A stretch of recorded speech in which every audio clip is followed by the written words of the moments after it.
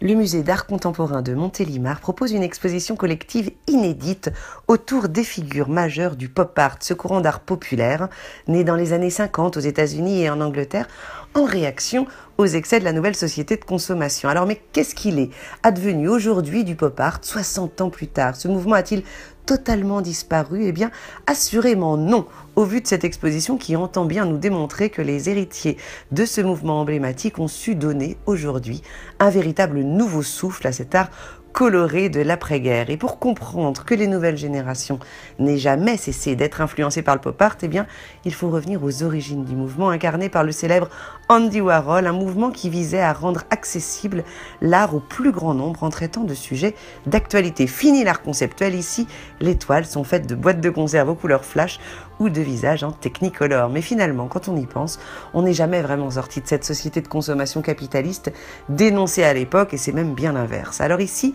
les grands maîtres comme Warhol, Kissarine ou encore Jean-Michel Basquiat dialoguent avec ceux qui ont en quelque sorte repris leur flambeau artistique. C'est un véritable tour de force magnifiquement réussi. Parmi ses héritiers, eh bien, il y a l'Islandais Hero avec ses toiles intenses, très attachées à l'univers de la BD, qui revisite allègrement la culture des super-héros, d'ailleurs vous verrez.